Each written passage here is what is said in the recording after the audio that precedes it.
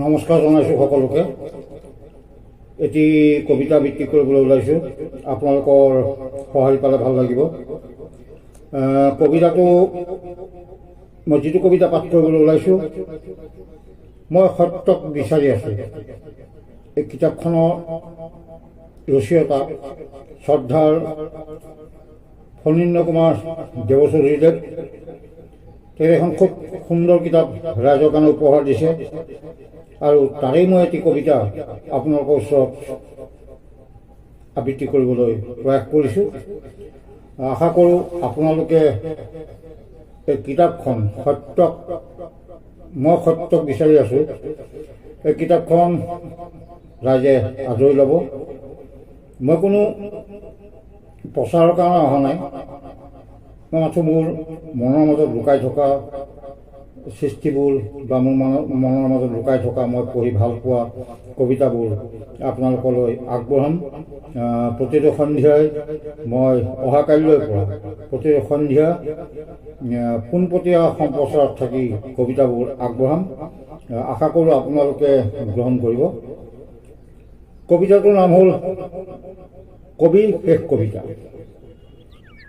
কবিৰাজী কবিতাৰ জুইৰ পোহৰত শেষ কবিতাটো লেখাৰ কথা। এখন এখনকৈ কবিয়ে মেজৰ ওপৰত নিজে লেখা কবিতাৰ পুথিবোৰ নিচুকনি গীত গাই গাই শুৱাই দিছে। টাইটানিকৰ শেষ দিনটোত নিজৰ সন্তানক শুৱাই দিয়া।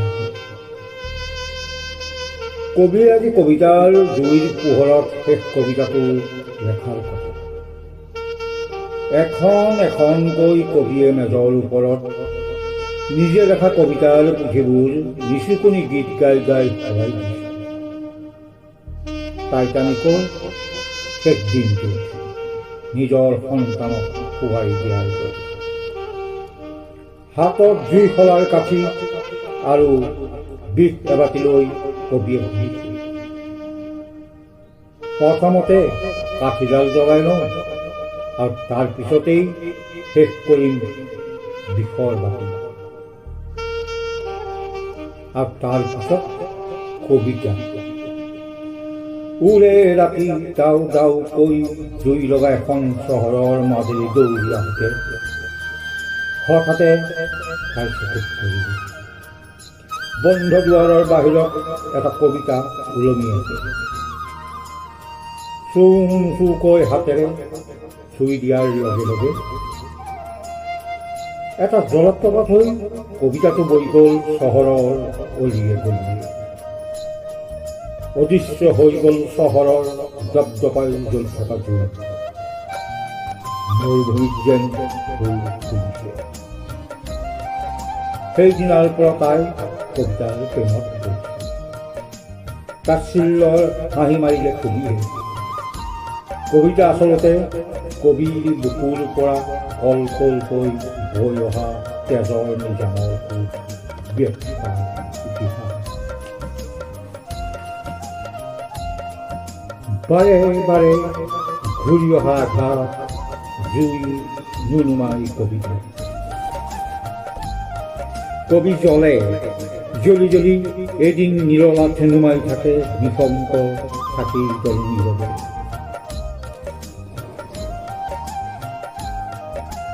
কবিতাৰ কিতাপবোৰ কবিয়ে আল ফুলে জ্বলাই দিয়ে আৰু একে পোহতে শেষ কৰি দিলে বিষৰ বাচন। কবিৰ পদাত পৰি ৰ'ল কবিতাৰ চাই এমুঠি নাৰীগৰাকীয়ে জোনাক পৰি জিলিকি উঠা নীলাভৰণ বুকুত আনিলে। ছটিয়াই দিলে জ্বলি উঠা চহৰৰ অলিয়ে গলিয়ে। অজস্ৰ নায়কগা হৈ পাহাৰৰ পৰা নামি আহিল কবিতা।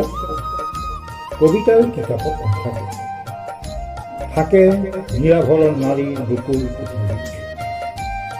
সেই কথা কোনো কবিয়ে কোনো জানি নেকি? শেষ কবিতাটো লেখা নহ'ল কবি।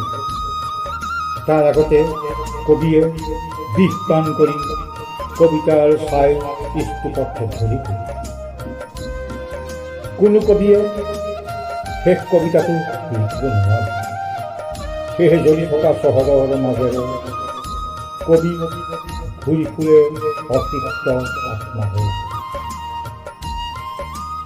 কি জানো বিচাৰি থাকে সেই কথা কোনেও নাজানে। আপোনালোকৰ আগত শ্ৰদ্ধাৰ ফণীন্দ্ৰ কুমাৰ দেৱচৌধুৰী মই সত্যক বিচাৰি আছো নামৰ কবিতা পুথিখনত সন্নিৱিষ্ট কৰা এই কবিতাটো আৰু হয়তো ইয়াত ভুল ভ্ৰান্তি থাকিব পাৰে। সেই ভুল ভ্ৰান্তিবোৰ আপোনালোকে ক্ষমাৰ দৃষ্টিৰে চাব আৰু এই ভিডিঅ'টো আপোনালোকে লাইক, ফ'ল', শ্বেয়াৰ আৰু কমেণ্ট কৰিবলৈ নাপাহৰিব। আৰু যদি আপোনালোকে লাইক, শ্বেয়াৰ, ফ'ল' আৰু কমেণ্ট কৰে মই ভাবিম মোক উৎসাহিত কৰিছে, মই আগবাঢ়ি যোৱা। এয়া আপোনালোকৰ ওচৰত বিনম্ৰ অনুৰোধ। ধন্যবাদ।